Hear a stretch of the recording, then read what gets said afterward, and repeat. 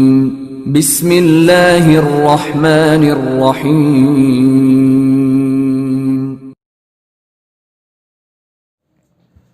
عقاب سلطان عماد الدین زنگی کی سچی داستان، ایپیسوڈ نمبر 1۔ انتصاب، ان راستوں کے نام جنہوں نے مجاہدین اسلام کے سامنے وقت کی بساط اور زمین کے فاصلوں کو سمیٹتے دیکھا۔ شام ہونے کو تھی۔ دمشق سے کوئی 3 فرسنگ دور صحرا کے اندر ایک نوجوان اپنے گھوڑے کو سر پر دوڑا رہا تھا۔ وہ ایک فولادی جسم کا کڑیل عرب تھا اور لوگ در لوگ صحرا میں وہ اپنے لمبے نسل کے گھوڑے کو ایڑ پر ایڑ لگائے مارتا بھگاتا جا رہا تھا۔ اس کے پیچھے چند اور سوار بھی تھے جو ذرا فاصلہ رکھ کر اس کے ساتھ دے رہے تھے، شاید وہ اس کے ساتھی تھے اور سب مل کر کسی کا تعاقب کر رہے تھے۔ صحرا کے اندر ایک کے بعد ایک دوسرا بگولا مشرق کی طرف سے بھاگ رہا تھا۔ وہ سوار کھردرے سے کپڑے کی ابا پہنے ہوئے تھا جس کے نیچے اس کی آہنی ذرہ کی کڑیاں چمک رہی تھی۔ اس کے آنکھوں میں بیابانوں کی وحشتیں جیسی چمک تھی۔ لگتا تھا وہ کسی کے سر پر موت بن کر کھیل جانے کا عزم کر چکا ہے۔ اس کی نگاہیں کی تجسس میں اس کا عقاب جیسی تیزی اور سرخی تھی جو شام کے غالب آتی سیاہی میں اپنے شکار کے پیچھے نکل کھڑا ہوا ہو۔ اس کے تھکے تھکے چہرے پر پھیلی مسکراہٹ میں ایک سپاہانہ وقار، دشت کا راز اور صحرا کی اسرار جیسا عزم پنہاں تھا۔ اس نے اپنے چہرے پر اپنے آہنی خود کا نقاب گرا کر رکھا تھا اور وہ اپنے چہرے سے پہچانا نہیں جا سکتا تھا۔ تھوڑی دیر تک وہ اپنے ساتھیوں کے ساتھ صحرا کی گرم ہواؤں اور ریت کے اڑتے موٹے موٹے ریگزاروں میں اپنا گھوڑا سر پر دوڑاتا رہا۔ پھر وہ اس کوہستانی سلسلے میں داخل ہو گیا تھا جو صحرا کے مشرقی حصے کی حد بندی کرتا تھا۔ پہاڑی سلسلے کے اندر تھوڑی دور تک سفر کرنے کے بعد اسے اپنے سامنے ذرا فاصلے پر کچھ سوار دکھائی دے جنہیں دیکھتے ہی اس کے دل اور ذہن میں سنترہ کاری شروع ہو گئی تھی۔ شاید وہ اپنے ساتھیوں کے ساتھ انہی سواروں کا تعاقب کر رہا تھا۔ اس نے مڑ کر اپنے ساتھیوں کی طرف دیکھا، پھر اپنے ہاتھ سے اس نے دائیں طرف اشارہ کیا۔ اس کے ساتھ ہی اپنے گھوڑے کو بھی وہ اسی سمت موڑ چکا تھا۔ شاید وہ کوئی مختصر ترین کاوا کاٹ کر اپنے آگے جانے والے ان سواروں کو جان لینا چاہتا تھا جن کا وہ تعاقب کر رہا تھا۔ کوہستانی سلسلے سے نکل کر اپنے ساتھیوں کے ساتھ وہ عرب اس دریا کے کنارے آ رکا تھا جو شمالی پہاڑوں سے نکل کر جنوب کی طرف بہتا تھا۔ تھوڑی ہی دیر بعد شمال کی طرف سے وہی سوار اپنے گھوڑے کو دوڑاتے ہوئے آئے جن کا وہ پیچھا کر رہا تھا۔ اپنے سواروں کے ساتھ دریا کے کنارے سے لے کر کوہستانی چٹانوں تک اس نے ان کا راستہ روک دیا تھا۔ جب وہ سوار نزدیک آئے تو اس عرب نے طوفانی انداز میں اللہ اکبر کی تکبیر بلند کی۔ اس کے نعرے کی گونج شاید حملہ وروں نے حملہ ہونے کا اشارہ تھا، کیونکہ تکبیر کے ساتھ ہی اپنے ساتھیوں کے ساتھ وہ قزاق کا تیر بن کر حملہ ور ہو گیا تھا۔ دریا اور کوہستانی سلسلے کے درمیان ایک طوفان صورت اختیار کر گئی تھی۔ دونوں گروہ اپنے ازلی دشمنوں کی طرح ایک دوسرے پر ٹوٹ پڑے تھے۔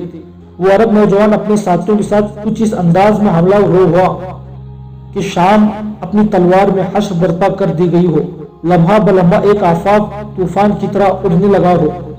غصے میں اس کی آنکھوں سے چنگاری بھڑک رہی تھی اور چہرے کا رنگ تانبا ہو گیا تھا۔ لگتا تھا قدرت نے اسے طوفانوں سے لڑنے اور بجلیوں سے کھیلنے کے لیے پیدا کیا ہو۔ شمال کی طرف سے آنے والوں نے، جن کی تعداد 30 کے قریب ہوگی، اپنی پوری قوت اور بصارت سے اپنا دفاع کیا تھا، لیکن اس عرب کے حملوں میں قابل دید تلسیماتی ذوق اور طوفان شوق تھا۔ جلد ہی وہ اپنے دشمنوں پر قابو پانے میں کامیاب ہو گیا تھا، کیونکہ 2 کے علاوہ سب اس کی اور اس کے ساتھیوں کی تلواروں کا شکار ہو گئے تھے۔ صرف 2 جوان باقی بچے جو بدحواسی میں شمال کی طرف بھاگنے کے بجائے اپنے گھوڑوں کو ایڑ لگا کر مغرب کی طرف بھاگے اور اپنے گھوڑوں کو ایک ٹیلے پر چڑھا دیا تھا۔ اس عرب نوجوان نے ان دونوں کا تعاقب کیا اور جب وہ ایک ٹیلے پر چڑھنے کے بعد دوسری طرف اترنے لگے تو اس عرب نے تحکیمانہ انداز میں کہا، ٹھہرو ورنہ میرے تیر تم دونوں کو چھلنی کر دیں گے۔ وہ دونوں ٹیلے کے اوپر رک گئے۔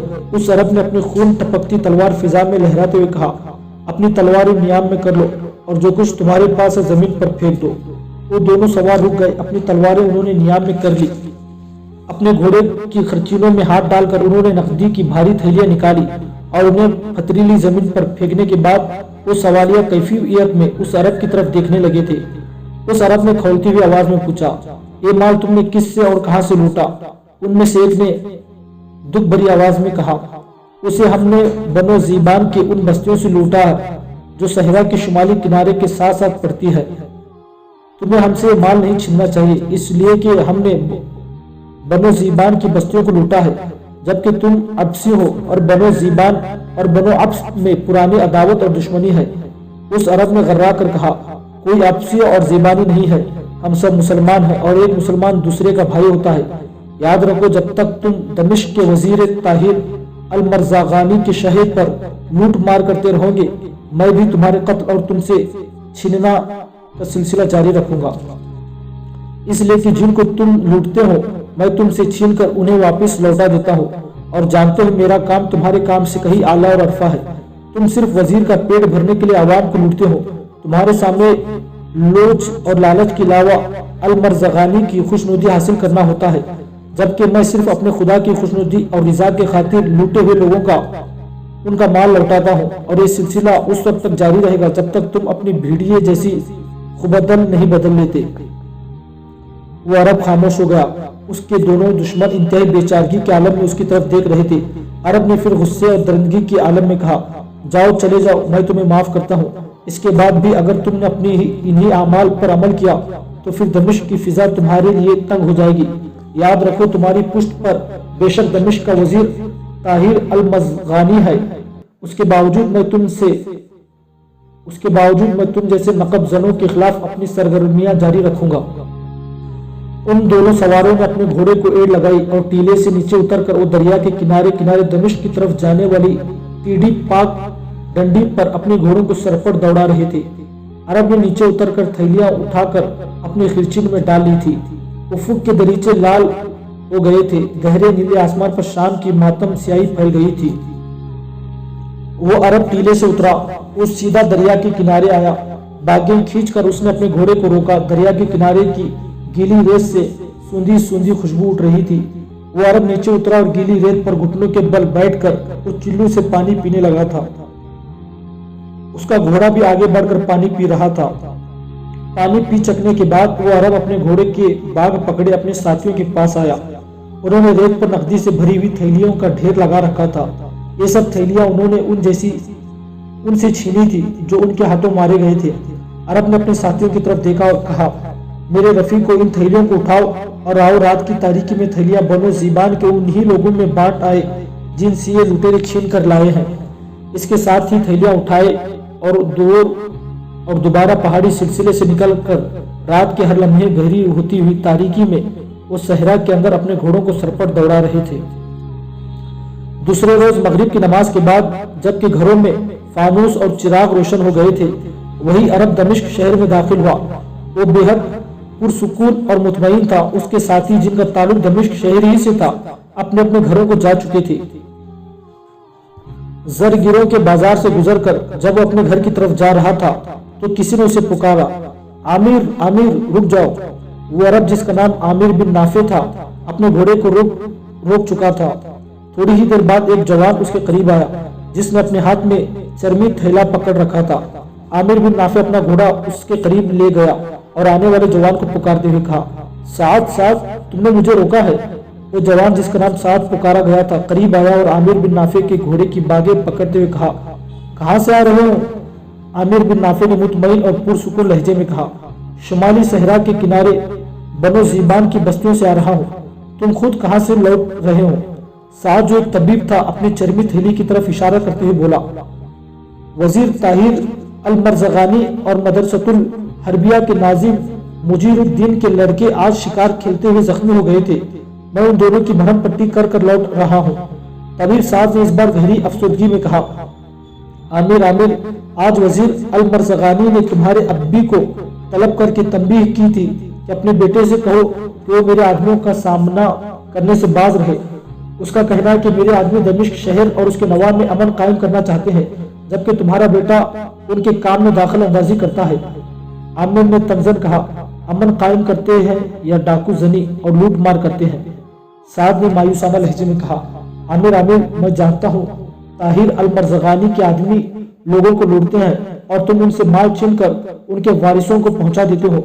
मुझे ये भी खबर है कि शहर का मुहतसिब जमालुद्दीन اور امام یوسف فندلاوی تمہاری پشت پناہی کر رہے ہیں۔ اس کے باوجود ایک دوست کی حیثیت سے میں تمہیں مشورہ دوں گا کہ تم یہ کام چھوڑ دو، اس لیے کہ اس میں تمہارے لیے منفعت کم اور نقصانات زیادہ ہیں۔ عامر نے جرأت مندی کا اظہار کرتے ہوئے کہا، سعد، میرا ضمیر مطمئن ہے کہ میں ایک نیک کام کے پیچھے ہوں، اب میں اس سے پسپائی نہیں کر سکتا، اور پھر اب حالات پہلے جیسے نہیں ہے۔ پہلے میں صرف امام یوسف کے کہنے پر ایسا کرتا تھا، اب محتسب جمال الدین نے میرا نام شہر کے محافظوں کی فہرست میں شامل کر رکھا ہے۔ میں دمشق کی حکومت کا تنخواہ دار ہوں، اب چور چکوں کے خلاف کام کرنا میرے ان فرائض میں شامل ہے جو محتسب نے مجھے سونپ رکھے ہیں۔ طاہر کو اگر مجھ سے کوئی شکایت ہے تو جمال الدین سے بات کرے، اس لیے کہ وہ دمشق شہر ہی نہیں، اس کے مسافات میں بھی لوگوں کی جان اور مال کی حفاظت کا ذمہ دار ہے۔ میں جانتا ہوں کہ وزیر المرزغانی دمشق کے حکمران تاج الملوک بوروی کے بعد سب سے زیادہ باحیثیت شخصیت ہے، لیکن اس کی غلط گیدڑ حرکتوں میں آ کر میں نے اپنے فرض سے سبکدوش نہیں ہو سکتا۔ عامر جب خاموش ہوا تو صاحب نے ایک عزم کے ساتھ کہا، تم جو چاہے کرو، میں ہر حال میں تمہارا ساتھ دوں گا۔ نافع کے بیٹے، میں صرف ایک طبیب ہی نہیں، خدا کی قسم تم دیکھو گے، اگر کبھی وقت آیا تو میں تمہارے حق میں تلوار سوت کر سینہ سپر ہو جاؤں گا، اور تمہاری حمایت کرتے ہوئے میں یہ بھول جاؤں گا کہ میں ایک طبیب ہوں اور میرے کیا فرائض ہیں۔ اس کے علاوہ بھی میری تم سے التماس ہے کہ تم اپنی اسی ہمسائے اور عیسائی لڑکی کا تو خیال رکھو جس کا نام شمامہ ہے۔ عامر نے نفرت کا اظہار کرتے ہوئے کہا، اس کا نام مطلب سعد، وہ فاحشہ اور بدکار ہے۔ سعد نے فوراً اس کی طرف داری کرتے ہوئے پوچھا، کیا تم نے کبھی اس سے بدکاری کرتے دیکھا ہے؟ یہ سب اس کی متعلق تہمات اور قیاس آرائیاں ہیں۔ اس کی وہ بازار میں ناچ گا کر اپنا گزر بسر کرتی ہے، ورنہ جب اس کی ماں باپ زندہ تھے وہ اپنے گھر کی چار دیواروں کے اندر پرسکون زندگی بسر کر رہی تھی۔ اب چونکہ وہ اس دنیا میں تنہا ہے، لہٰذا بازار میں ناچ کر وہ اپنا گزارا کرتی ہے، اور جہاں تک میرا مشاہدہ ہے وہ تمہیں بھی پسند کرتی ہے۔ سعد نے چند ثانیہ رک کر کہا، عامر، آج اس کے ساتھ ایسا حادثہ پیش آیا ہے کہ میں تمہارے سامنے اس کی حمایت کرنے پر مجبور ہوں۔ عامر نے اس بار ذرا پریشان آواز میں پوچھا، کیا ہوا اسے؟ سعد فکر گیر لہجے میں کہا، آج جب وہ بازار سے گزر رہی تھی کچھ آدمیوں نے اسے اٹھا کر بدکاری کے ارادے سے کہیں لے جانا چاہا۔ میرا ذاتی خیال ہے کہ وہ طاہر المرزغانی کے آدمی تھے۔ بازار میں کھڑے چند جوانوں نے شرافت کا ثبوت دیا اور انہوں نے آگے بڑھ کر شمامہ کو ان درندوں اور بھیڑیوں سے چھڑا لیا، اور جب میں بازار سے لوٹ رہا تھا میں نے دیکھا جہاں شمامہ پہلے رقص کیا کرتی تھی وہاں بیٹھی وہ پھوٹ پھوٹ کر رو رہی تھی، اور وہی بوڑھا بزرگ جس کا نام امیس بن منظر ہے جو بریت بجاتے ہوئے بازاروں میں ادھر ادھر گھومتا رہتا ہے، شمامہ کے سر پر ہاتھ پھیر کر اسے تسلی دے رہا تھا۔ عامر نے چند لمحوں تک کچھ سوچا، سعد کی بات کا اس نے کوئی جواب نہ دیا اور اپنے گھوڑے کو ایڑ لگا کر وہ آگے بڑھ گیا تھا۔ آہین گیروں کے بازار میں عامر کا گھوڑا ہی نہاتا ہوا ایک طرف ایک صاف ستھرے مکان میں داخل ہوا۔ صحن کے دائیں طرف کھجور کی ٹہنیاں سے ایک چھپر بنا ہوا تھا۔ عامر گھوڑے کو اس کے اندر لے گیا۔ گھوڑے کی زین دھانا اتار کر اس نے ایک طرف رکھے ہی تھے کہ مکان کے کسی ایک کمرے سے اس کا بوڑھا باپ نافع بن نعمان نکلا اور چھپر کی طرف بڑھا۔ چند لمحوں تک وہ نہایت اداسی اور پریشانی سے عامر کو دیکھتا رہا، پھر دکھی لہجے میں اس نے پوچھا، پچھلی رات تم نے پھر باہر گزار دی بیٹے؟ بوڑھے نافع بن کعب کو شاید کوئی خیال گزرا اور اپنے سوال کے جواب کا انتظار کیے بغیر وہ پھر بول پڑا، تمہیں بھوک لگ گئی ہوگی، آؤ کھانا کھاؤ۔ نافع بن کعب عامر کا ہاتھ پکڑ کر اندر لے گیا، اسے کھانا نکال کر دیا اور چپ چاپ کھانے لگا۔ کھانے کے بعد عامر جب ہاتھ دھو کر فارغ ہوا تو بوڑھے نافع نے کہا، بیٹے آج طاہر المرزغانی نے پھر مجھے طلب کیا تھا۔ اس کا کہنا ہے کہ عامر نے اپنی بات کاٹتے ہوئے کہا، طبیب صاحب مجھے راستے میں سب کچھ بتا چکا ہے۔ نافع نے پھر اداس آواز میں کہا، پھر تمہارا کیا خیال ہے میرے بیٹے؟ میں تم کو کہتا ہوں کہ تم طاہر المرزغانی کے کاموں میں مزاحمت کرنے سے گریز کرو۔ میرے بچے، تم میری زندگی کی تاریک رات کے سحر ہو، میں نہیں برداشت کر سکتا تم پر کوئی مصیبت پڑے۔ عامر نے لرزراتے اور پھوٹی پھوٹی آواز میں کہا، اے میرے باپ، آپ جانتے ہیں طاہر کے آدمی اپنی رعایا کو لوٹتے ہیں، وہ پیٹ کے کتے ہیں اور ان کے ہاتھوں مغلوب الحال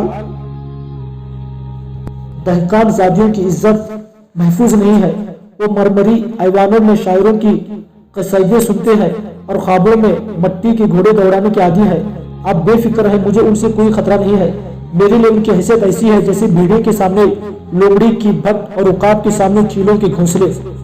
بوڑھا نافع چند ثانیوں تک خستگی اور بیچارگی سے عامر کو دیکھتا رہا، پھر غمزدہ آواز میں اس نے کہا، बेटे आज ताहिर ने मुझे बुलाकर कहा था कि तुम दमिश्क के एक मामूली आहिनगीर हो। अपने बेटे से कहो कि वो अपने बाजुओं की कुव्वत को अपनी चादर के अंदर सिमट कर रखे। मेरे बच्चे, मैं जानता हूँ दमिश्क का मुहतसिब जमालुद्दीन और इमाम यूसुफ फंदोलीवी तुम्हारी पुष्टपनाही कर रहे हैं और ये दोनों कौम और मजहब के मुखलिस और गमगुसार हैं। इसके बावजूद मैं तुम्हें मशवरा दूंगा कि तुम मुहतसिब की ये मुलाजिमत तर्क कर दो। ऐसा ना हो कि कभी ये हमारे लिए नुकसान और तकलीफ का बाइस बन जाए। तुम मेरे साथ अपनी दुकान पर काम किया करो। तुम्हारे जाने के बाद आज शाम तक सिर्फ चंद तलवारें और खंजर बना सका हूँ। बहुत से गाहक खाली हाथ लौट गए। और फिर ताहिर मिजाज इंसान है, मुंतकिम मिजाज इंसान है। वो ऊंट की तरह कीना परवर और लोमड़ी की तरह अय्यार है।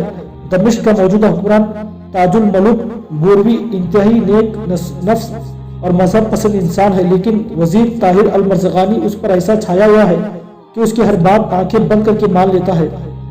इसके अलावा मैं तुम पर एक और इंकिशाफ भी करूं। शहर में जिस कदर इस्माइली है वो सब ताहिर अल मर्ज़गानी के साथ है, और तुम जानते हो इस्माइली अपने दुश्मन को हिलाक करने में कैसे ताक और अय्यार है। अगर वो हमारे खिलाफ हरकत में आ गए तो खुदा मालूम हमारा अंजाम क्या होगा।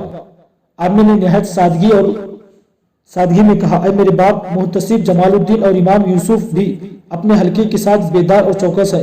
अगर वक्त आया तो मैं आपको यकीन दिलाता हूँ कि वजीर ताहिर अल मर्ज़गानी सदाकत की आवाज को दबाकर हम पर जुबान बंदी का दस्तूर नाफिज नहीं कर सकेगा।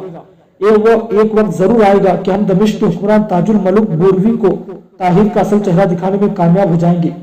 नाफे कभी गुस्से कभी तफरुकात के आलम में खड़ा आमिर को देखता रहा। फिर गमगीन और दिलगीर आवाज में उसने कहा, मेरे बेटे ताहिर कह रहा था कि अगर आमिर उसके आदमियों के साथ टकराने से गुरेज करे तो ताजुल मलुक से कहकर उसे अबीद में कोई अच्छी मुलाजिमत देगा। आमिर का हलक कड़वा सा हो गया। फिर उसने तल्ख लहजे में कहा, नहीं बाबा, मैं लोमड़ियों से इत्तेहाद नहीं कर सकता। मैं उन भेड़ियों का शिकारगाह में रहकर जिंदगी बसर नहीं कर सकता जो बेगुनाह लोगों को फरंगी और फाका कशी का शिकार देखना पसंद करते हैं। ऐ मेरे बाप, इंतजार कीजिए। मैं मानता हूँ हमारी मंजिल भी दूर है, लेकिन एक रोज आप जरूर देखेंगे हम बेगुनाहों को लोहे की लगामें चढ़ाकर उनकी सारी कच्ची दुरुस्त कर देंगे। लोग अब बेदार हो रहे हैं और अल मर्ज़गानी के आदमियों की वहशत और बर्बरियत के सामने मुहतसिब और उसके हवारियों को अपना निजात दहिंदा समझने लगे हैं। ऐ मेरे बाप, मैं गरीबों और बेवाओं के काम आता हूँ। मैं गरीबों और बेवाओं के काम आता हूँ। अगर आप चाहते हैं मोती समुद्र में गिर जाए, मेरी मिट्टी में मिल जाए, तो मैं इस नेक मुहिम से किनारा कशी हो जाऊंगा। नाफे थोड़ी देर तक चुप रहा। उसकी आंखों में रहम अंगेज इस्तिफसार था। फिर खजा रशीद आवाज में उसने कहा, ऐ मेरे फर्जंद, पहले मैं इरादा कर चुका था अगर तुम इस काम से बाज ना रहे तो तुम्हें वापिस कबीले में तुम्हारे चाचा के पास भेज दूंगा। लेकिन तुम्हारी बात सुनकर मैं महसूस करता हूँ कि तुम्हें हक और सच्चाई पर हो। बेटे, तुम मेरी आखिरी उम्मीद हो और मैं नहीं जानता आने वाले दिनों में क्या होने वाला है। इसके बावजूद अगर तुम समझते हो कि तुम अपने ज़मीर के मुताबिक अपने फराइज अंजाम दे रहे हो तो मैं आखिरी दम तक तुम्हारा साथ देता रहूंगा। अचानक नाफे की हालत बदल गई और खशमनाक लहजे में उसने कहा, ऐ मेरे बेटे, अपने मकसद को अपनी जिंदगी की तरह अजीम जान कर रखना। मैं जानता हूँ गुनाहगारों के उंगते ज़मीर को झटक देते हुए लोग तुम पर आफाक तंग कर देंगे, पर तुम खस्ता और इफ्कार ना होना और बेदारी और हक परस्ती का एहसास लेकर आगे बढ़ते रहना। खुदाए बुजुर्ग और बरतर तुम्हारी नुसरत और रहनुमाई करेगा। आओ अब दोनों मिलकर दुकान में काम करें ताकि कल किसी ग्राहक को मायूस और नाकाम ना लौटना पड़े। आमिर ने अपने बात का हाथ बड़ी अकीदत से थामते हुए कहा, आप आराम करें, मैं अकेला ही दुकान का सारा काम खत्म कर दूंगा। नाफे बिन काब के होठों पर मुस्कुराहट बिखर गई थी और वो कोई जवाब देने के बजाय खामोश रहा। आमिर उठकर दुकान में दाखिल हुआ। पहले उसने भट्टी गर्म करके लोहे की सलाखों को गर्म सुर्ख अंगारों में रखा। जब लोहे के टुकड़े सुर्ख हो गए तो उसने हथौड़ा संभाल लिया और अपनी तेज जरबों से वो लोहे की सलाखों को तलवारों और खंजरों की शक्ल देने लगा था। आमिर आंधी और तूफान की तरह अपने काम में मसरूफ था।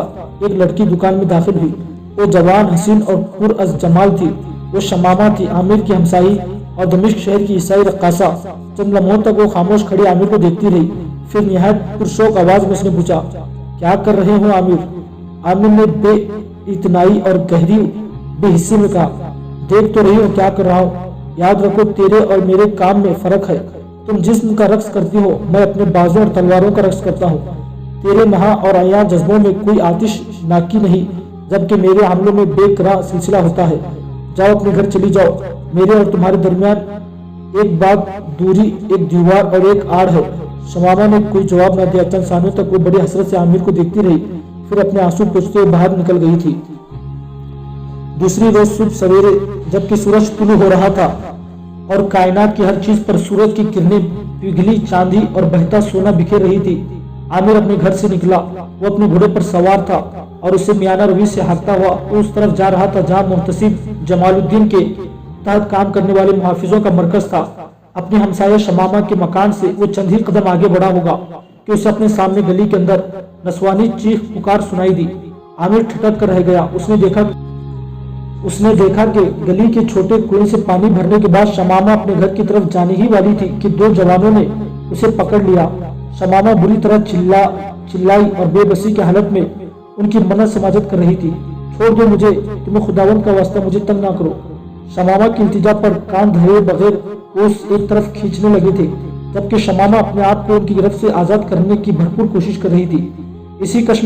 इसी कश्मकश में पानी का बतन शमामा से छूटकर जमीन पर गिरा और पाश हो गया। बेबस होकर शमामा जोर जोर से मदद के लिए पुकारने लगी थी। ये समा देखते ही आमिर ने अपने घोड़े को एक संग महीज लगा दी थी। अपने घोड़े को सर पर दौड़ाकर वो कुएं के करीब नीचे उतरा। पलक झपकने में उसने शमामा से उलझने वाले दोनों जवानों की गर्दनें पकड़ ली और दोनों की सर पर पूरी कुव्वत से आपस में टकराए। फिर आमिर पर जुनूनी सी कैफियत तारी हो गई थी। उसने उन दोनों पर घोंसों की बारिश शुरू कर दी। उन्हें आमिर पर हाथ उठाने का मौका ही ना मिला था और वो दोनों मुजरिम थे और जुर्म के एहसास ने उन्हें और ज्यादा बुज़दिल बना दिया था। थोड़ी देर तक वो यूं ही आमिर के हाथों पीटते रहे, फिर वो जान बचाने की खातिर भाग खड़े हुए, क्योंकि उन्होंने ये भी खतरा था कि अगर मोहल्ले के लोग शोर सुनकर बाहर आ गए तो उनकी जिंदगी मौत का मसला उठ खड़ा होगा। उनके भाग जाने पर शमामा के चेहरे पर हयात बख्श रंग बिखर गए थे, बिल्कुल उस मुसाफिर की तरह जिसके सामने जाड़े की ठहरती लंबी सियाह रात में आग का लावा रोशन कर दिया गया हो। उसने आमिर की तरफ मुस्कुरा कर देखा और उसके उस मुस्कुराहट में बेलौसी, जान इसारी और खुलूस था। आमिर ने कोई असर न लिया। उसके चेहरे पर दूर दूर तक बेहसी और बेइतनाई थी। फिर तेज तेज कदम उठाता हुआ अपने घोड़े पर सवार हुआ और उसे एड़ लगाकर आगे बढ़ गया और शमामा सहरा में तपते तन्हा दरख्त की तरह खामोश और उदास खड़ी रह गई थी। दमिश्क के एक पुररौनक चरवाहे में अनगिनत लोग दायरे की सूरत में खड़े थे और उस दायरे के अंदर हसीन शमामा रक्स कर रही थी कि ये उसका पेशा था और इसी से वो अपनी गुजर बसर करती थी। लोगों की इस इज्तिमा के करीब ही बूढ़ा और बुजुर्ग अमीज बैठा हुआ था। उसके हाथ में बरबत था और सर झुकाए वो न जाने जिंदगी की किन तारीकियों उलझनों में खोया हुआ था। अचानक बूढ़ा अमीज घोड़ों की टापें सुनकर चौंक उठा। उसने जब सर उठाकर सामने देखा तो उसे एहसास हुआ कि चौक में कई घोड़ सवार अपने घोड़ों को सर पर दौड़ाते हुए आगे बढ़ रहे थे। कुछ देर तक बूढ़ा अमीज अपनी जवाब तलब निगाहों से देखता रहा, फिर शायद उन्हें पहचान गया क्योंकि उसके चेहरे पर मुस्कुराहट बिखर गई थी। उसने देखा आमिर बिन नाफे अपने साथियों के साथ ताहिर अल-मरज़गानी के लुटेरों का ताक़ुब कर रहा था। आमिर को देखते ही लोग शमामा का रक्स देखना भूल गए और हर तरफ शोर उठ खड़ा हुआ। उकाब आ गया, उकाब। चौक में आकर आमिर ने अपने साथियों के साथ अपने सारे दुश्मनों को नज़र में ले लिया। चौक में लोगों की इज्तिमा के अंदर से तरह तरह की आवाज बुलंद होना शुरू हो गई थी, जो सब आमिर की हिमायत में थे। बूढ़ा अमीज भी उठकर आगे बढ़ा और अपनी पूरी कुव्वत से चिल्लाते हुए उसने आमिर से कहा, आगे बढ़ो और झपट जाओ उन पर। मेरा रब जो बेदार और मुनसब है तुम्हारी हिफाजत करेगा। याद रखो तुम्हारे सामने उनकी हालत ऐसी है जैसे उकाब के सामने गिरगिस और जानो। उकाब के सामने गिरगिस का एहतिजाज कोई हैसियत और औकात नहीं रखता। आमिर हुमासन, मौसम और तूफान की तरह उन पर हमलावर हो गया था। जब आमिर बूढ़े अमीज के पास से गुजरा तो अमीज ने चिल्लाते हुए कहा, ऐ दमिश्क के फर्जंदे मेहरबान, तू वहशत और बर्बरियत की सितम आरियाइयों की तूफान में गरीबों की हिमायत में ख्वाब कुफ्फार अदा करता है। खुदा करे तू इन बेदीनों को कुचल कर रख दे। ऐ नाफे के नेक खूब फर्जंद, मेरा रब तुझे नेकी के कामों में बेचैन शरारों का खुरोज बनाए। तू एक गुमनाम मुजाहिद है और याद रखो आज़ादी की तारीख को गुमनाम मुजाहिद ही अपने खून से रंगीन हुरूफ में लिखते हैं। मेरा रब तेरी निगाहों में उकाब की सी तेजी और तेरे सर पर तिलसिमाती और शंग्राफी रंगों में जैसी खूबसूरती कामयाबी का साया बरकरार रखे। आमिर ने सर घुमाकर मुस्कुराते हुए अमीज की तरफ देखा, फिर अपने साथियों के साथ अपने घोड़े को सर पर दौड़ाता हुआ शहर से बाहर निकल गया था। उन सब का रुख उन नवाही बस्तियों की तरफ था जहाँ से अल-मरज़गानी के आदमी लूट कर लौटते थे। शायद वो वक्त ज़ाय के बगैर नकदी की थैलियां उनके असल मालिकों तक पहुंचा देना चाहता था। दमिश्क का वजीर ताहिर अल मरज़गानी एक रोज अपने दीवान खाने में बैठा गहरी सोचों में डूबा हुआ था। वो बार बार बैरूनी दरवाजे की तरफ देख लेता था जैसे कोई आने वाला हो और वो बेचैनी से उसका इंतजार कर रहा हो। चंद ही लम्हों बाद दो करियर और लंबे कद के जवान दीवान खाने में दाखिल हुए और ताहिर के सामने बैठ गए। उन दोनों की शक्लें आपस में मिलती थी और लगता था जैसे वो दोनों भाई हों। उन दोनों के नाम पुलूस और सकलाज थे। दोनों सगे भाई और मुनाफिक थे। बज़ाहिर वो मुसलमान थे लेकिन असलन वो ईसाई थे और इस्माइली फ़िरके के लिए काम कर रहे थे। दमिश्क में जिस कदर इस्माइली थे, अल मरज़गानी ने उन दोनों भाइयों की मदद से उन सबको अपनी हिमायत पर आमदाह कर रखा था। इसके अलावा तकलाज अल मरज़गानी के लड़कों को तेगज़नी की तरबियत देने का उस्ताद भी था। अल मरज़गानी ने दोनों भाइयों को मुखातिब करके कहा, क्या तुम दोनों इस कदर मजबूर और बेबस हो गए हो कि तुम आमिर बिन नाफे को रोक थाम नहीं सकते और जब चाहे और जहां चाहे हमारे आदमी को लूट खोस लेता है, और अगर उसके इरादों के आगे बंद ना बांधा गया तो याद रखो एक रोज हमारी अपनी गर्दनों पर भी वो तेज जहरीली तलवार बनकर लहरा रहा होगा। पुलिस ने कुछ सोचने के बाद कहा, अगर हम इसका खात्मा कर दें तो आपको कोई इतराज है? अल मरज़गानी ने पुरसुकून लहजे में कहा, अगर तुम उसका खात्मा कर सको तो हमारे हक में एक नेक फाल और अच्छा शुगुन होगा। पुलिस ने छाती तानते हुए कहा, तो फिर पुरजोर इंतजार कीजिए, अनकरीब आप सुनेंगे कि आमिर बिन नाफिक किसी गुमनाम कातिल के हाथों मारा गया है। थोड़ी देर और बैठकर पुलिस और सकलाज अल मरज़गानी के साथ आमिर के कत्ल पर बहस करते रहे। उसके बाद दोनों भाई वहां से उठकर चल दिए। जब वो दरवाजे के पास पहुंचे तो सकलाज ने दुर्दरेज निगाहों से अल मरज़गानी की तरफ देखते हुए कहा, क्या ये बेहतर ना होगा जिस रोज आमिर बिन नाफिक कत्ल हो उसी रात हम दमिश्क की हसीन रक्कासा शुमामा को यहाँ उठा लाएं? उसने हमेशा हमारे इरादों और ख्वाहिशात की तौहीन की है। यहाँ आकर उसे हमारी हर आरज़ू हर ख्वाहिश का एहतराम करना होगा। आमिर पर पुलिस हाथ डालेगा और शमामा को मैं उठा लाऊंगा। अल मरज़गानी ने अय्याराना और मकरूह हंसते हुए कहा, तुम्हारा इक़दाम निहायत नफ़ा बख्श और दिलचस्प होगा। फिर वो दोनों भाई मुड़े और दीवान खाने से बाहर निकल गए। शाम गहरी रात में ढलती जा रही थी। चारों तरफ जुल्मत, सियाही, तारीकी और अंधेरा फैल गया था। फिजा में खामोश और चुप थी जैसे सहरा सांभरी का शिकार हो गई हो। आमिर घोड़े पर सवार अपने घर में दाखिल हुआ। छप्पर नुमा अस्तबल में अपना घोड़ा बांधकर जब उस कमरे में दाखिल हुआ जिसमें भट्टी थी तो उसने देखा उसका बूढ़ा बाप वजनी हथौड़े थामे काम में मसरूफ था।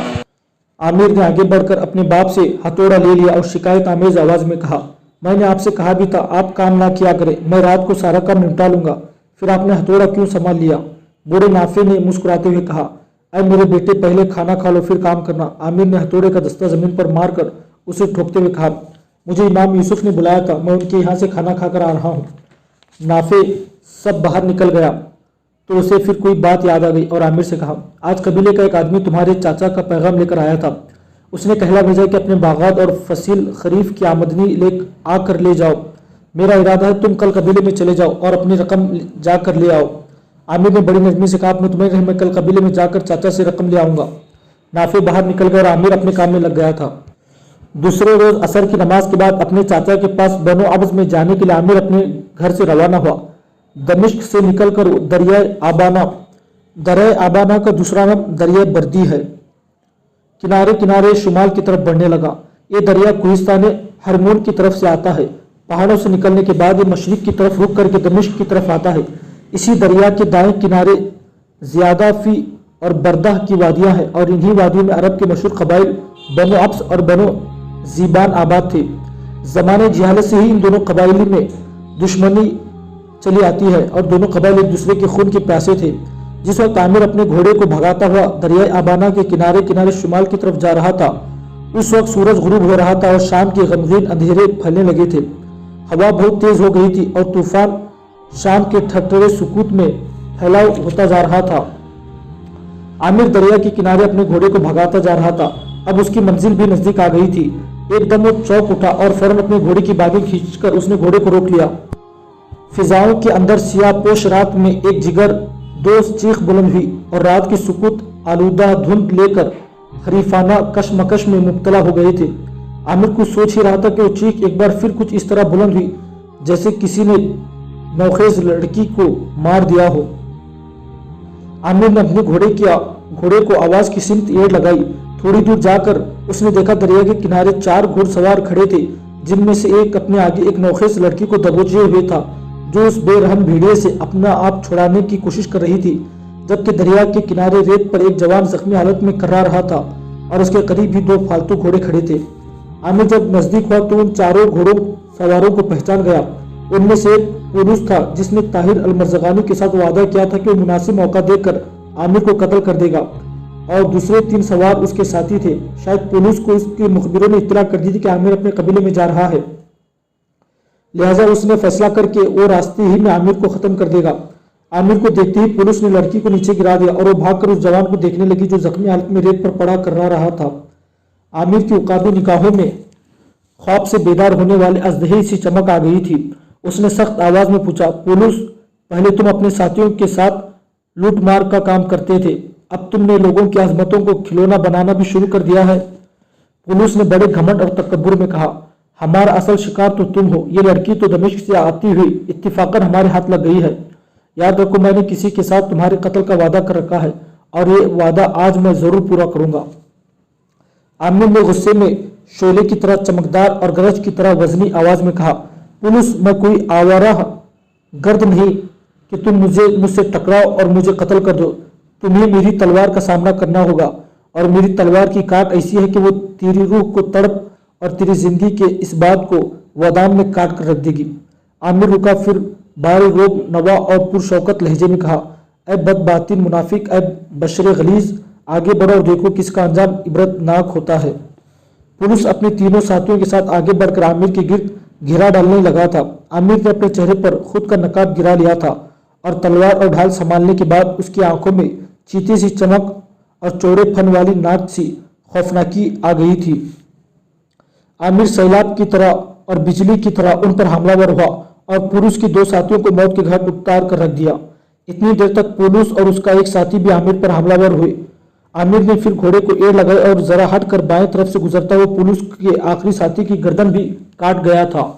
पुलिस वहशत ज़दा खड़ा आमिर को देख रहा था। उसके चेहरे पर उजड़े और पुराने मवाद सी उदासी आ गई थी। आमिर से चैलेंज देती नजरों से घूर रहा था। फिर चिंगारियों की तरह भड़कती आवाज में आमिर ने कहा, पुलिस, पुलिस, मर का ये खेल इतना आसान है जितना जानकर तुमने किसी से मेरे कत्ल का वादा करके दरे आबाना के किनारे मेरी राह रुकी है। याद रखो, तुम्हारे साथियों की तरह दरिया का ये किनारा तुम्हारी मर्ग गाह बनेगा। पुलिस ने न जाने क्या सोचा, एकदम अपने घोड़े को एड़ लगाकर वो दमिश्क की सिमत भाग खड़ा हुआ। आमिर ने चिल्लाकर कहा, पुलिस, मुझसे भाग निकलना इतना आसान नहीं है। साथ ही आमिर ने अपना भारी खंजर निकाला और ताक कर मारा, जो पुलिस की पूंछ से होता हुआ उसके सीने से पार हो गया था। पुलिस एक वहशतनाक चीख के साथ घोड़े से गिर गया था। आमिर भी अपने घोड़े से उतरा और सिसते हुए पुलिस की गर्दन काट दी थी। अपनी तलवार और खंजर पोंछकर मियान में डालते हुए आमिर उस लड़की की तरफ बढ़ा जो जख्मी जवान का सर अपने गोद में रखे बैठी थी। चांदनी रात में आमिर ने देखा उसका जिस्म जवानी और शबाब में खूब भरा भरा था। आंखें चमकीले और चेहरे पर कुंवारेपन की ताजगी थी। सहरा की तारीकी फूल की तरह उसके चेहरे पर हुसैन का रसीलापन और ताज़ापन मोती जैसा छा गई थी। उसके हुस्न में सहरा का अछूतापन था। आमिर आगे बढ़ा और हमदर्दी का इजहार करते हुए पूछा, तुम कौन हो?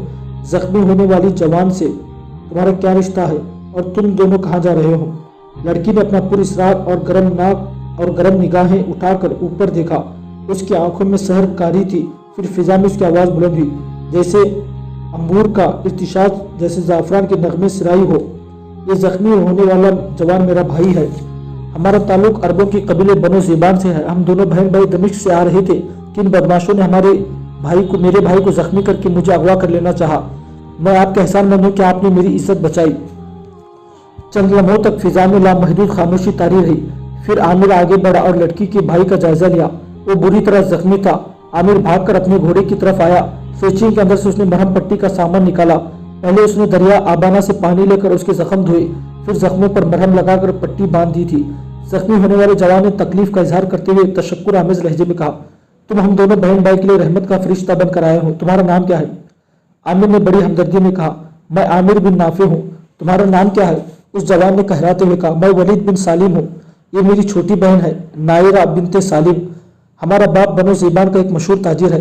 आमिर आगे बढ़ा और वलीद को अपने दोनों हाथों में ऊपर उठाते हुए कहा, चलो मैं तुम्हें तुम्हारे घर छोड़ आता हूँ। वलीद खामोश और तशक्कुर आमेज निगाहों से आमिर की तरफ देखता रहा। आमिर उसे अपने घोड़े पर बैठाने के बाद खुद भी उसके पीछे बैठ गया और उसकी पीठ अपनी छाती से लगाकर उसे सहारा देते हुए उसने नायरा से कहा, आप अपने घोड़े पर बैठकर हमारे आगे आगे चलिए और अपने बस्ती की तरफ मेरी रहनुमाई कीजिए। नायरा चुपचाप एक घोड़े पर सवार हुई और उस पर एड़ लगाकर हाँक दिया। उसके पीछे पीछे आमिर ने भी अपने घोड़े को महिज लगा दी थी। फालतू घोड़ा भी उनके साथ चलने लगा था। थोड़ी देर तक दरिया के किनारे किनारे आगे बढ़ने के बाद वो बाएं तरफ मुड़कर वादी बरदा में दाखिल हो गए थे। आमिर ने अभी तक अपने चेहरे पर अपने खुद का नकाब गिराया हुआ था।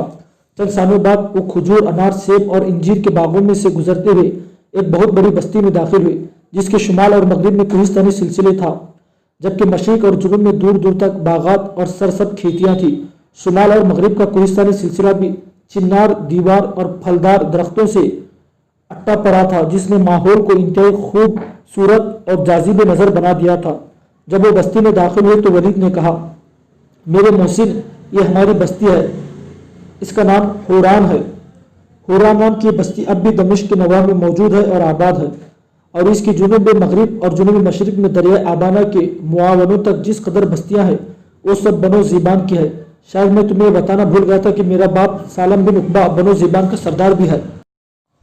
आमिर ने मधम सी आवाज़ में कहा, मैं जानता हूँ। वलीद ने ताज्जुब खेज लहजे में पूछा, आप कैसे मेरे बाप और मेरे कबीले को जानते हैं? आमिर ने बात को ख़त्म करने की नीयत से कहा, कभी वक्त आया तो मैं तुम्हें सब कुछ बताऊंगा।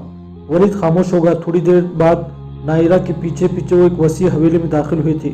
उन्होंने देखा कि शहर में चंद मुसलिह जवान और एक बावकार शख्सियत का बूढ़ा खड़ा हुआ था।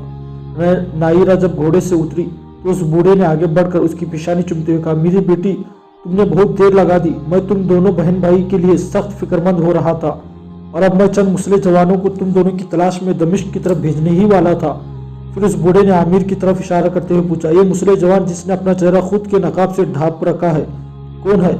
और इसके आगे वलीद निढाल और थका थका क्यों बैठा हुआ है? काबिल इसके कि नायरा जवाब में कुछ कहते आमिर अपने घोड़े से उतरा और उस बूढ़े को मुखातिब करते हुए कहा, अगर मैं गलती पर नहीं तो आपका नाम सालिम बिन उकबा है और आप बनो ज़ीबान के सरदार हैं। उस बूढ़े ने घबराए हुए लहजे में कहा, ऐ जवान, तुम्हारा अंदाजा दुरुस्त है, मैं ही सालिम बिन उकबा हूँ। आमिर ने कोई जवाब न दिया, और जब वो वलीद को सहारा देकर नीचे उतारने लगा तो सालिम बिन उकबा चिल्ला उठा, ये मैं क्या देख रहा हूँ? मेरे बेटे के कपड़े खून आलूद क्यों है? इसकी शानों की पिछली तरफ पट्टियां क्यों बंधी हुई है? क्या ये जख्मी है? आमिर वलीद के घोड़े से उतर चुका था। सालम की बात का कोई जवाब न दिया गया, और नायरा ने हवेली के एक कमरे की तरफ बढ़ते हुए कहा, आप इन्हें उठाकर अंदर ले आइए। आमिर चुपचाप वलीद को उठाए नायरा के पीछे हो लिया। सालम बिन उकबा और उसके साथ तीनों मुसलिह जवान भी उनके साथ साथ कमरे की तरफ चले गए थे। नायरा के कहने पर आमिर ने वलीद को एक पलंग पर लिटा दिया। सालम बिन उकबा ने फिर वलीद के जख्मी होने की वजह पूछी, और जवाब में नायरा ने उसे पूरी दास्तान कह दी थी। सालम बिन उकबा नायरा से पूरी दास्तान सुनने के बाद आमिर की तरफ मुड़ा और बड़ी शफकत से उसकी तरफ देखते हुए कहा, आए अजनबी, तूने मेरी बेटी की इज्जत और मेरे बेटी की जान बचाकर इस घर पर अजीम एहसान किया है। तुम इस घर के मोहसिन हो। अपने चेहरे से अपने खुद का नकाब हटा दे, मैं देखो मेरा मोहसिन को कौन है। आमिर ने मध्यम से आवाज में कहा, मैं अब जाता हूँ। मेरा चेहरे से नकाब हटाना यहाँ कई मसाइल खड़े कर देगा, और मैं इन तासुबाना मसाइल से पहलू तय करके यहाँ से चला जाना चाहता हूँ। सालम बिन उकबा ने बड़ी बेताबी का इजहार करते हुए कहा, ऐसा क्यों कर हो सकता है? एक अरब का मोहसिन उसे अपना चेहरा दिखाए बगैर रात की तारीकी में क्यों अजनबियों की तरह यहाँ से रुखसत हो सकता है? अपने चेहरे से खुद का नकाब हटा दो मेरे मोहसिन, वरना मैं खुद आगे बढ़कर ये नकाब हटा दूंगा। आमिर ने चंद लम्हों तक इर्द गिर्द का जायजा लिया, कुछ सोचा, फिर उसने अपने चेहरे से खुद का नकाब हटा दिया। सालम बिन उकबा के पास खड़े बनो ज़ीबा के एक मुसलिह जवान ने चिल्लाकर कहा, मैं इसे अच्छी तरह जानता हूँ, ये बनो अब्स का आमिर बिन नाफे है। इसका बाप अमन पसंद है, और वो कबायली जंगजू से तंग आकर दमिश्क चला गया था, जहाँ वो आहिन गिर का काम करता है। फिर उस मुसलिह जवान ने सख्त गुस्से और गजब की हालत में सालम को मुखातिब करके कहा, सरदार बनो अब्स का ये जवान आज यहाँ से बच कर नहीं जाएगा। ये घर इसकी कत्लगाह बनना चाहिए, ताकि बनो अब्स को हम एक कड़ियल जवान से महरूम कर दे, जो आइंदा कबायली जंगों में उनकी मदद कर सकता है। आमिर ने फिलफौर अपनी तलवार बेनियाम कर ली। उसकी हालत ऐसी हो गई थी गोया वो किसी रस्म में कदीमाना की इब्तिदा करते हुए सितम की आंधी और लहू की बारिश बर्पा करने का आज़म कर चुका हो। फिर उसने अपने लहजे की अंदाज को दुरुस्त किया और कहा, ऐ जवान, तेरी बातों में घमंड और तकब्बुर है, तेरा लहजा मुंदिल और हकीर है। काश इस घर को रज़मगाह बनने के बजाय तूने मुझे किसी मर्ग की खेल में पुकारा होता, किसी मौत की वादी में मुझे सदा दी होती, तो मैं तेरे तसव्वुरात के बुत तोड़ देता, तेरी अनगिनत सदियों की तारीखी को मिटा देता। अब भी अगर तेरी तरगीब और तहसीर बढ़ी है तो याद रख, मेरी तलवार की जुबान तुझे खमीदा सर, बेकिला और सरबरदाह कर देगी। नायरा बेचारी कमरे के कोने में बुझी हुई शोले की तरह उदास और बेसुध रोशन सितारों की तरह खामोश और चुप खड़ी थी। आमिर की आवाज़ फिर कमरे में गूंजी, अब भी अगर तुझे कोई शक, कोई शुबा है तो आगे बढ़, ला रैब ऐसा करके तो अपनी कज़ा को आवाज़ देगा। वो जवान अपनी तलवार लहराता हुआ आगे बढ़ने लगा था कि सालम बिन उक़बा ने गरज कर कहा, अब्दुल्ला, अपनी तलवार नियाम में कर लो। आमिर बिन नाफे को अबसी है, गो अबसी है, लेकिन अब ये इसका घर ही नहीं, बनो ज़ेबान का मोहसिन है। अपनी तलवार नियाम में कर ले अब्दुल्ला, वरना मैं खुद तेरे लिए पैगाम मौत बन जाऊंगा। अब्दुल्ला ने तलवार नियाम में कर ली और पीछे हटकर अपने दोनों मुस्लिम साथियों के करीब जा खड़ा हुआ। सालम बिन उक़बा ने आमिर को मुखातिब करके कहा, ऐ जवान, क्या तू वाकई नाफे बिन काब का बेटा और बनो अब्स की बस्ती बिलास के अम्र बिन काब के भतीजे हो? आमिर ने अपनी तलवार नियाम में करते हुए कहा, हाँ, मैं नाफे बिन काब का बेटा और अम्र बिन काब का भतीजा हूँ। मुझे अब इजाज़त दे, मैं यहाँ से रुखसत होता हूँ। पलंग पर जख्मी हालत में पड़े वलीद ने पहली बार बोलते हुए कहा, रफ़ीक के अमन, आज की शब हमारे यहाँ क़याम करो। आज से तुम मेरे भाई और बाजू हो, तुम्हारी मेहमान नवाजी और खिदमत करके हमें खुशी होगी। आमिर ने माजरत तलब के लहजे में कहा, मैं ज़रूर रुक जाता, लेकिन अब मैं एक अहम काम के सिलसिले में अपने चाचा अम्र बिन काब के पास बिलास जा रहा हूँ। इसके साथ ही आमिर कमरे से निकला, अपने घोड़े की बागें संभाली और सालम बिन उक़बा की हवेली से बाहर निकल गया। बनो ज़ेबान की बस्ती ईरान से निकलकर शुमाली कोहिस्तानी सिलसिले से गुजर कर आमिर शुमाल की तरफ बढ़ा था, यहाँ तक कि इशा की अज़ान के वक्त वो अपने कबीले बनो अब्स की बस्ती बिलास में अपने चाचा के दरवाजे पर दस्तक दे रहा था। ये बस्ती दमिश्क से 10 मील शुमाल की जानिब है। थोड़ी देर बाद एक जवान ने दरवाज़ा खोला और आमिर को देखते ही वो आगे बढ़कर उससे बगलगीर हो गया और आमिर का चचाजाद भाई अदनान था। इतने में घर के अंदर से किसी लड़की की आवाज़ सुनाई दी, अखी, कौन आया है और आप दरवाजे पर ही क्यों खड़े? अदनान ने मुस्कुराते हुए कहा, जिसका तुम इंतजार करती रही हो वही आ गया है। वो लड़की दरवाजे की तरफ भागी और आमिर के दोनों हाथ पकड़कर उससे मुस्कुराते हुए कहा, मैं अपने भाई को खुशामदीद कहती हूँ। फिर वो दोनों आमिर को सहन में उस जगह ले गए जहाँ उनका बाप आमिर बिन काब बैठा हुआ था। अम्र बिन काब उठा और आमिर को अपने साथ लिपटा कर उसकी पेशानी चूमते हुए कहा, ऐ इब्ने अखी, तू पहले से खूब तनोमन और कड़ियल हो गया है। मेरा बड़ा भाई और तेरा बूढ़ा बाप कैसा है? उसे देखते हुए मुझे कई माह हो गए हैं। काश वो अपनी बस्ती छोड़कर दमिश्क शहर ना चला गया होता। आमिर ने खुशी का इजहार करते हुए कहा, अब मेरा बाप सेहतमंद है और आपको बहुत याद करता है। अदनान आमिर के घोड़े को अस्तबल में बांध आया था। इतनी देर तक आमिर की चचाजाद बहन, जिसका नाम उरूब था, आमिर के लिए खाना निकाल लाई और वो खामोशी से बैठकर खाना खा रहा था।